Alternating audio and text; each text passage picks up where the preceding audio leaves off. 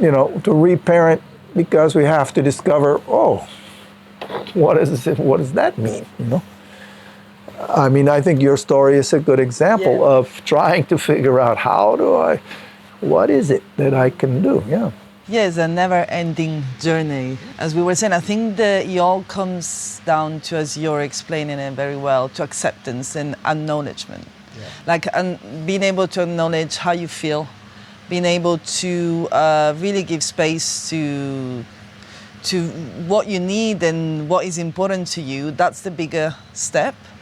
I was listening to your experiences, and I was thinking that I found lately a lot more analyzing the relationship with my parents, or how everything shifted. And I'm 39, so I had enough time to analyze the relationship with my parents, which has always been successful. I was just curious to go back there to really understand a little bit more, maybe some pattern or why I was feeling that way. And I had a beautiful childhood. But it's true that growing and doing my own experiences and deciding to leave and go to Australia kind of like gave me enough space to listen to those voices, to work on my inner child, because that's a big playground, the world out there. So there's no one telling you what to do, or there's no one, it's just you, and you decide to be out there. So you do have those kind of set expectations from your past, from when you were younger. So you kind of hold on to them until you realize how powerful you are, and the beauty of playing with your own, dreams and feelings. It's a lot of work. But I found myself during this whole process holding on to those expectations, what was good for me, or what my parents expected me to do, or the responsibility. And that's, I think, the first step that is required to really letting it go and start a new work on your inner child. So there's a little bit of a break, there are different steps, but the biggest challenge for me is the acknowledgement. You hear it, you feel it, and that's the voice you want to listen to that will take you to the next step. And sometimes instead of listening, we just ignore it and we go back to that preset that we had. So yes, I think that acceptance and acknowledgement are two important tools to really nourish your inner child and just grow with it again. So you mentioned, Kathy, at one point, the tendency towards perfectionism or holding high standards, and you're talking about expectations, and this is also part of what we can come to realize, is that we have that inner critic, that judge, that's measuring our acceptance based on approval of whether we meet these standards or these ideals or this perfection or not, okay?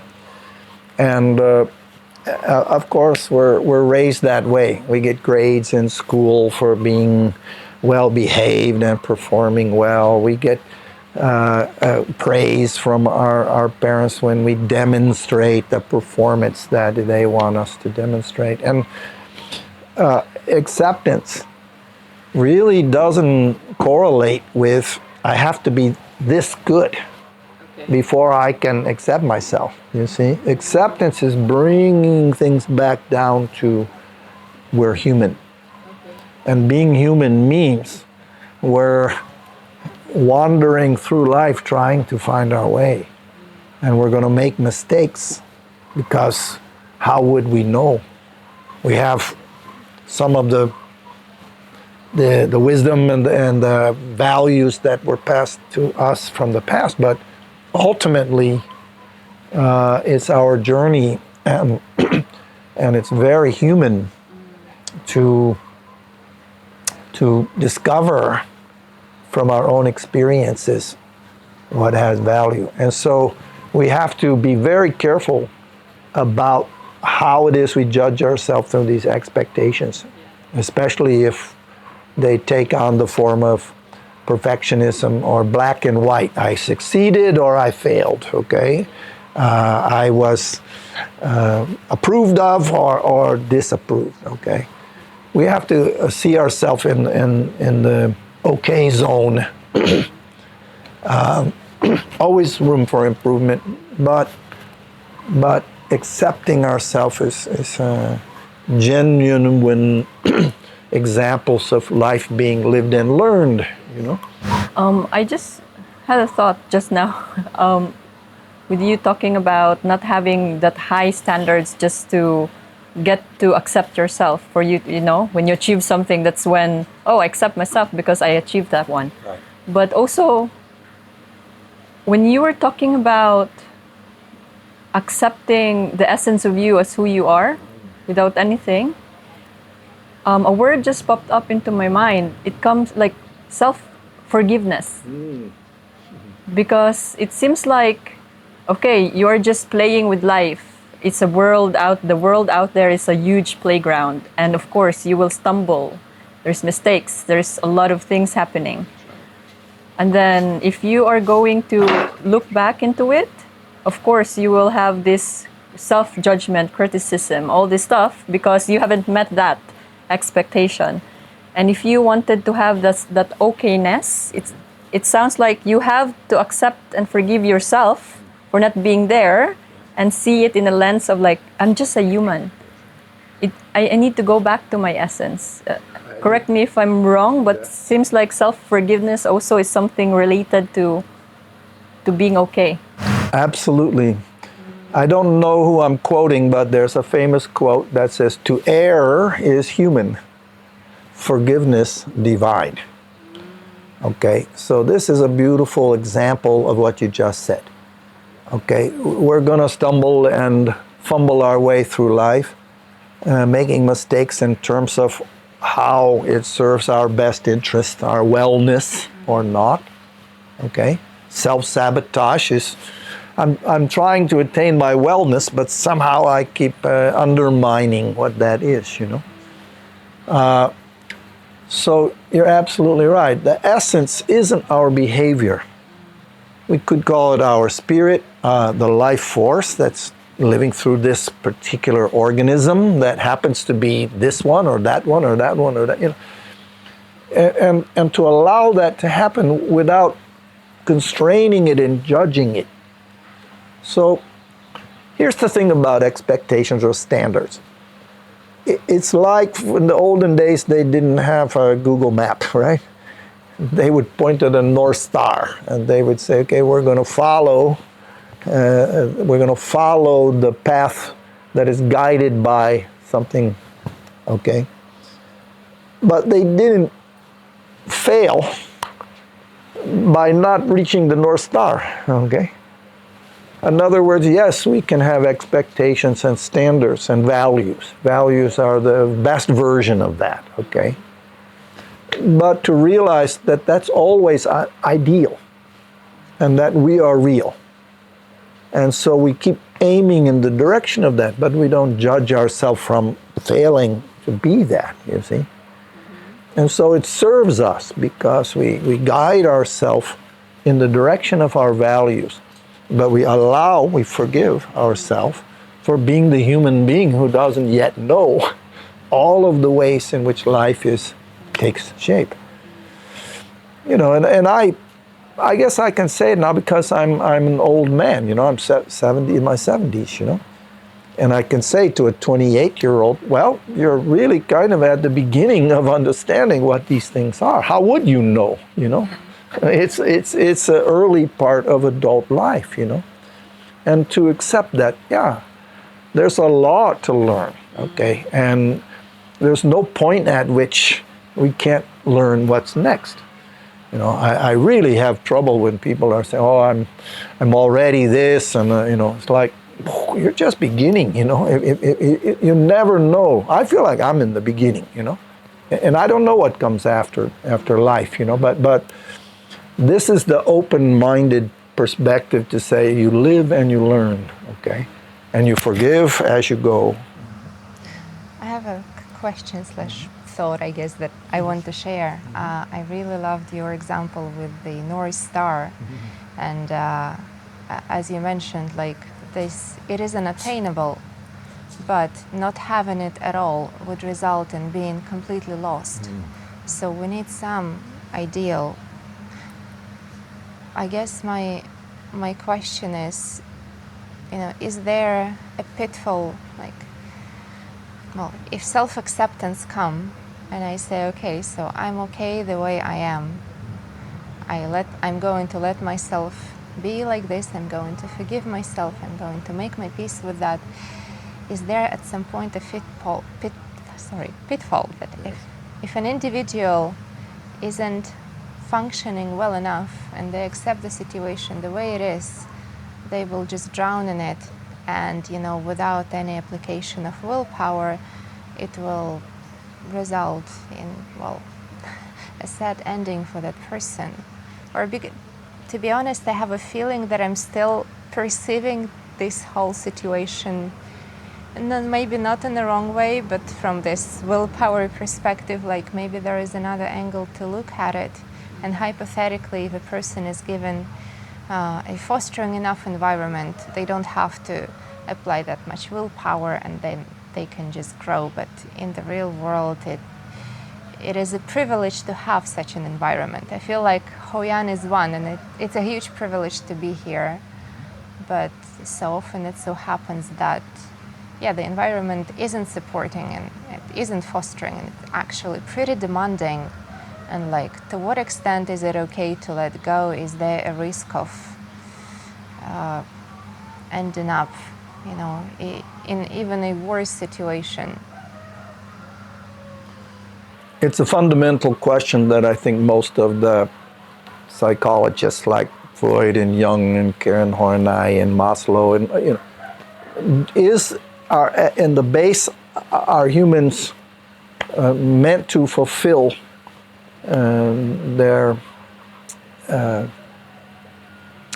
biggest force of what that is. Now we look at children, and children don't sort of question being alive. Okay, they're alive. You mentioned being alive. This is, but we can get to places in our adult life where we become depressed in ways where the life energy becomes diminished, and we then see more of what's difficult, and particularly if we lose some guiding influence.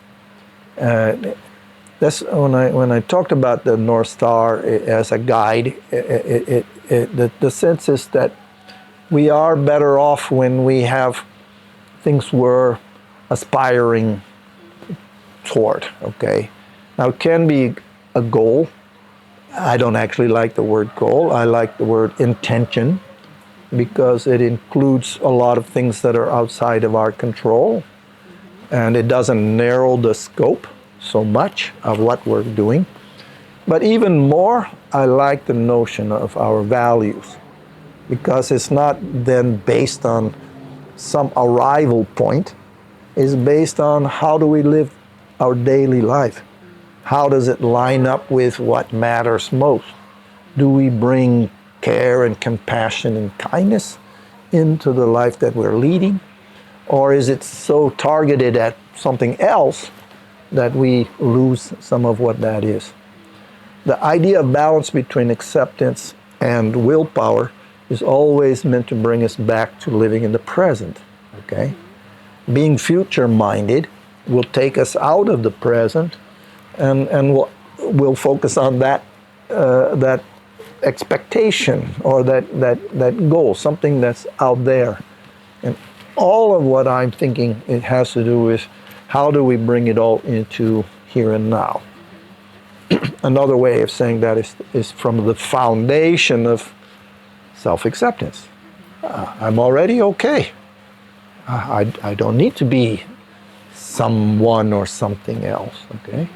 Now I can blossom from that place of self-acceptance.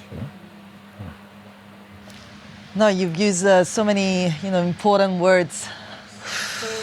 2 minutes of embracing all of this. There are a lot of thoughts, that actually are dancing together as you speak, because you really use strong words as intention, direction is another word that I really like to use, and values. When you were questioning about how to really like master or listen to that voice or understand what your direction is, that takes time.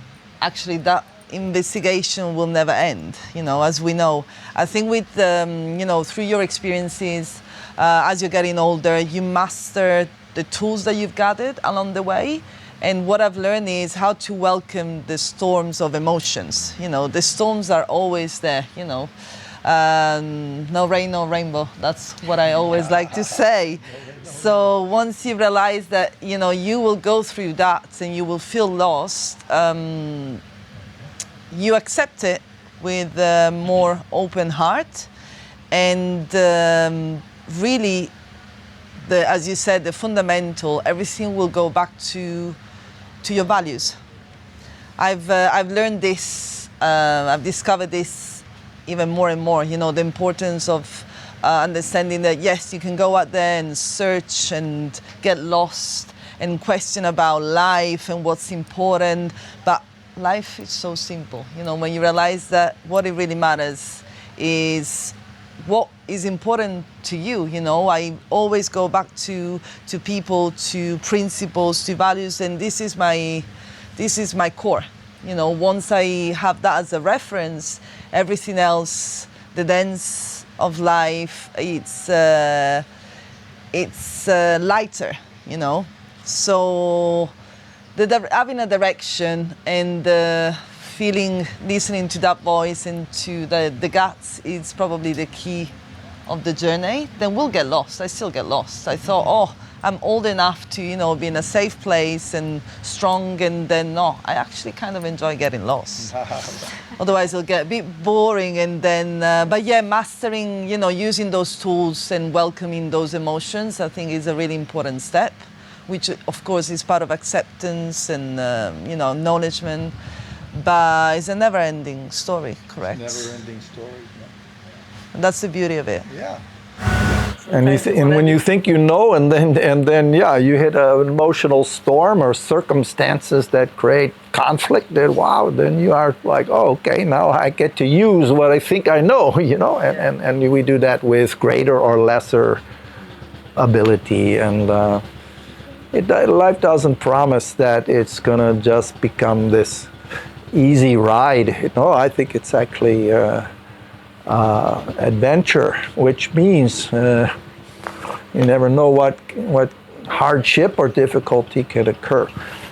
For me, I think with time, I just become more confident or comfortable that I can handle what it is and that comes. Okay, it doesn't mean I would desire or like all those things, but